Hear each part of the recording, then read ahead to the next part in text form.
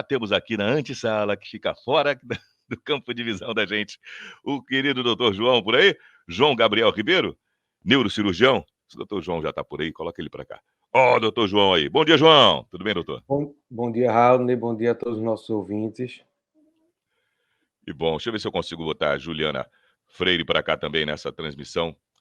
A gente teve ainda há pouco uma dificuldadezinha técnica, vamos ver se vai dar para ouvir a Juliana. Oi, Ju, fala aí, Ju. Bom dia, Raul. Bom dia, João. Vocês me ouvem?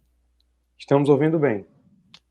Ok, escutei direitinho também. Então vamos participar aqui, os três, dessa conversa.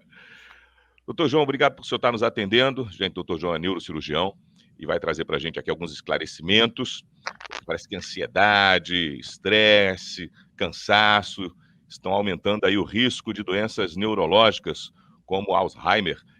Informações novas, doutor João? Atualiza a gente aqui. Com certeza, Raul. Bem, nesse período de pandemia, que já vem se arrastando já praticamente um ano, as pessoas têm ficado muito tempo dentro de casa, muito estresse, muita depressão associada, e fora também que ocorre uma diminuição dos estímulos cognitivos. Então a gente sabe que tem gente que fica o dia todo, crianças o dia todo assistindo desenho animado, idosos o dia todo apenas vendo televisão, e isso é pouco estímulo para a nossa cabeça. E isso acaba aumentando de forma significativa o risco de demência, que uma das principais causas seria a demência de Alzheimer, por falta realmente de estímulo e aumento da quantidade de pacientes com ansiedade e depressão. Doutor, o senhor observa, nesse caso que a gente está vivendo agora, né, um momento de muita ansiedade, a gente não sabe o que vai acontecer no futuro, muita gente com depressão por isso, irritabilidade. O senhor percebe que aumentou os casos de dores de cabeça, de problemas clínicos em relação a esses fatores que eu falei da pandemia? Com certeza, Juliana. Atualmente, né, no meu consultório, eu diria para você que entre 25% e 30%, ou seja, um quarto a um terço dos pacientes, ou começaram sintomas diretamente devido à pandemia, ou estavam bem controlados e pioraram bastante com a pandemia.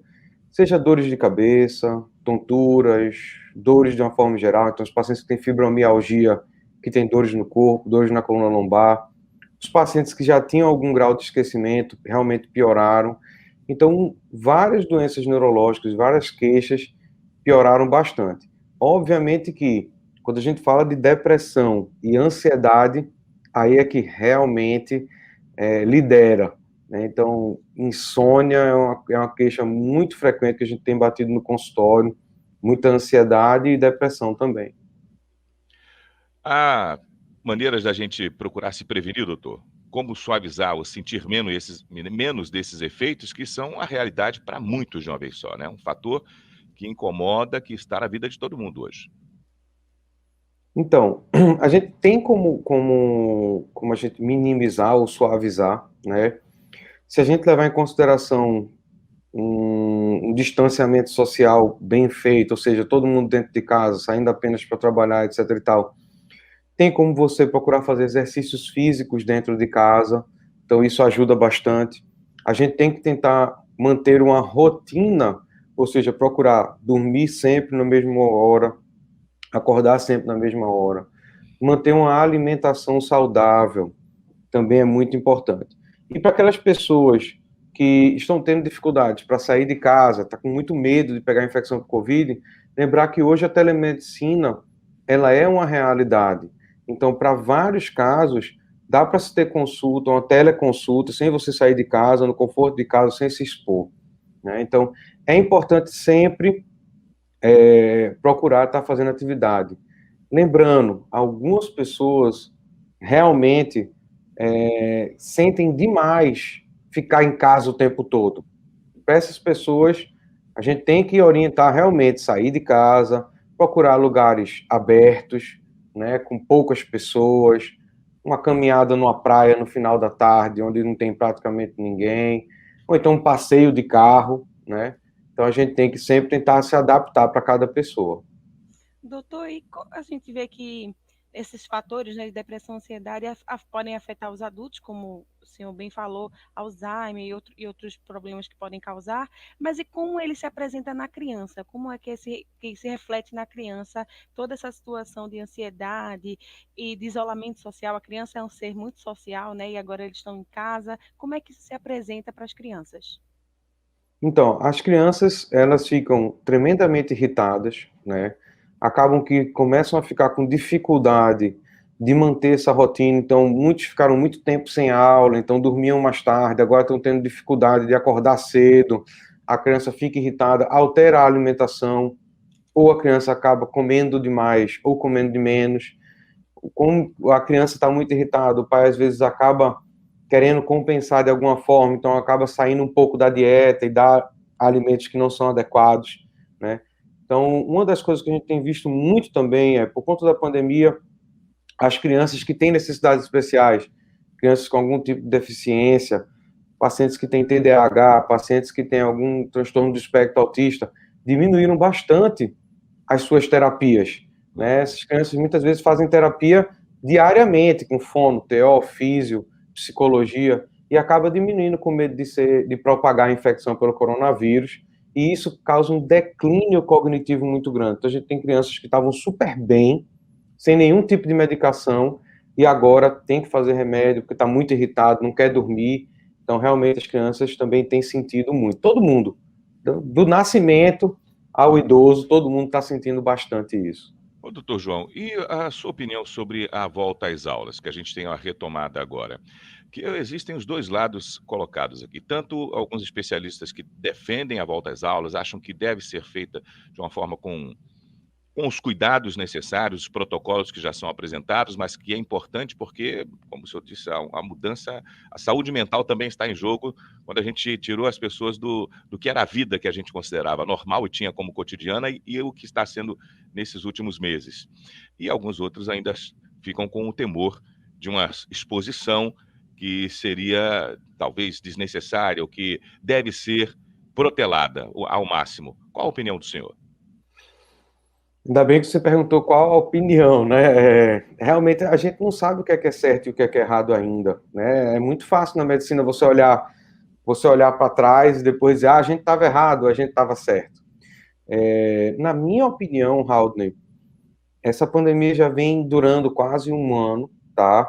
As crianças já protelaram aulas há um ano, já estão sofrendo os danos disso. Toda a sociedade vem sentindo esses danos com relação a isso.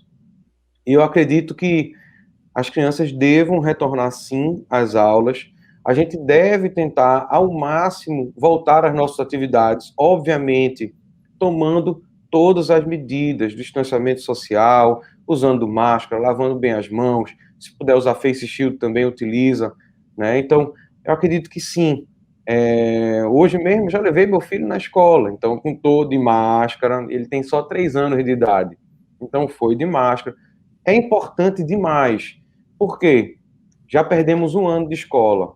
Como você mesmo noticiou anteriormente, aparecendo novas cepas.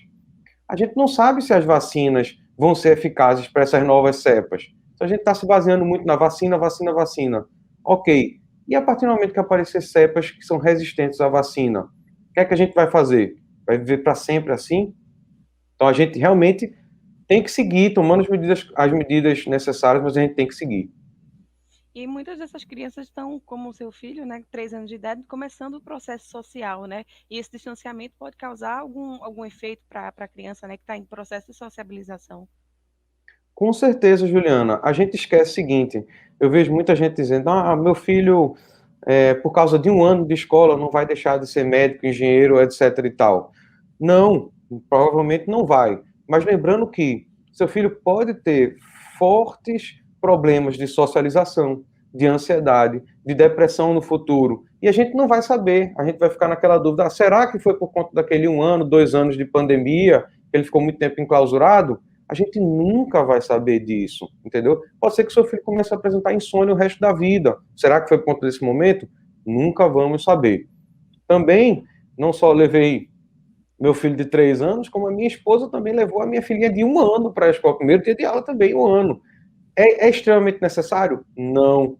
Mas eu acredito que o estímulo cognitivo, a sociabilização, sair de casa, ver outros colegas, tomando-se as medidas necessárias, ela é superior aos riscos do problema da questão do coronavírus. É realmente um assunto delicado e a gente entende a Ambas as variável de partes. entendimento também, né, doutor? Eu também, outro dia eu comentei aqui com os colegas na rádio, dizendo, bom, minhas 2 pequenas em casa vão para a escola, agora quando retomar.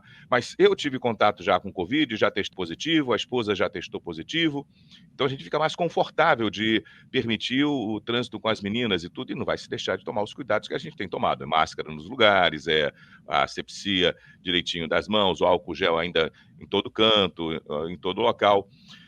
Mas talvez aí a gente tem também que entender quem mora com um idoso, que está num grupo de risco acentuado, um risco realmente mais eminente, é que a pessoa tenha mais precauções e tenha mais receio e evite o contato, né?